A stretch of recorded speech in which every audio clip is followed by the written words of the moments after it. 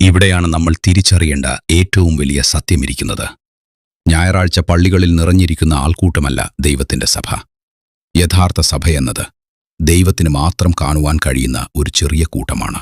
യഥാർത്ഥ സഭയെന്നത് ക്രിസ്തുവിന്റെ രക്തത്താൽ കഴുകപ്പെട്ട് ഹൃദയശുദ്ധിയുള്ള, ലോകത്തിൽ നിന്ന് വേർതിരിക്കപ്പെട്ട മനുഷ്യരുടെയും ദൈവത്തിന്റെയും കൂട്ടായ്മയാണ്.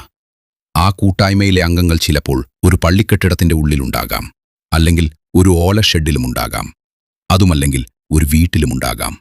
ശ്രദ്ധിക്കൂ, അവർക്കൊരേ യൂണിഫോം ഉണ്ടാകില്ല, ഒരേ ആചാരങ്ങളും അനുഷ്ഠാനങ്ങളും ഉണ്ടാകില്ല, ഒരേ ഭാഷ സംസാരിക്കുന്നവരാകില്ല, അവർക്കൊരേ ആരാധനാ സമയമോ ക്രമമോ ഉണ്ടാകില്ല. അവർക്കെല്ലാവർക്കും ഒരുപോലെയുള്ള ഒന്നുണ്ട്, അത് പരിശുദ്ധ ആത്മാവാണ്. ക്രിസ്തു യേശുവിനെ മരിച്ചവരിൽ നിന്നും ഉയർപ്പിച്ച പിതാവിന്റെ അതേ ആത്മാവ്. അവരുടെ ഹൃദയങ്ങൾ എപ്പോഴും ദൈവത്തോട് പറ്റിച്ചേർന്നിരിക്കുന്നു. അതിന് മെമ്പർഷിപ്പില്ല, മാസവരിയില്ല, പലതരം പിരിവുകളുമില്ല. അതിന്റെ കണക്കുകൾ സ്വർഗത്തിൽ ഒരു പുസ്തകമുണ്ട്, അതിൽ മാത്രമേയുള്ളൂ.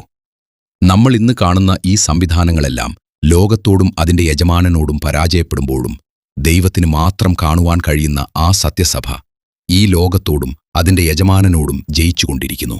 അതുകൊണ്ട് പ്രിയരെ, മനുഷ്യൻ പടുത്തുകെട്ടിയ മതിലുകൾക്കുള്ളിൽ നിങ്ങൾ ദൈവത്തെ തിരയരുത്. ചെയ്യേണ്ടത് ഇത്രമാത്രം: തിരുവചനം ആദിയോടന്തം വായിച്ചു പഠിക്കുക. പരിശുദ്ധാത്മാവിനേക്കാൾ വചനം പഠിപ്പിച്ചു തരുന്ന ഒരു മനുഷ്യനും ലോകത്തിലില്ല. മനുഷ്യരുടെ ഉപദേശങ്ങളിൽ ആശ്രയിക്കാതെ പരിശുദ്ധാത്മാവിൽ ആശ്രയിച്ച് വചനം പഠിക്കുക.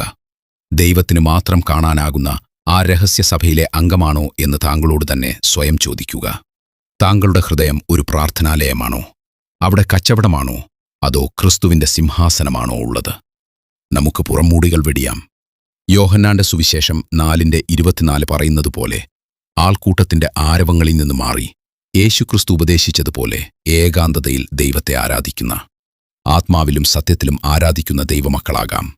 കെട്ടിടങ്ങൾ തകരും, പ്രസ്ഥാനങ്ങൾ വീഴും, പക്ഷേ ദൈവത്തിന്റെ മക്കളാകുന്ന യഥാർത്ഥ സഭ അത് എന്നേക്കും നിലനിൽക്കും. ആ കൂട്ടത്തിൽ ദൈവത്തിന് മാത്രം കാണുവാൻ കഴിയുന്ന ആ വിശുദ്ധ ഗണത്തിൽ നിങ്ങളും ഞാനും ഉണ്ടാകട്ടെ എന്ന് ആത്മാർത്ഥമായി ആഗ്രഹിക്കുന്നു.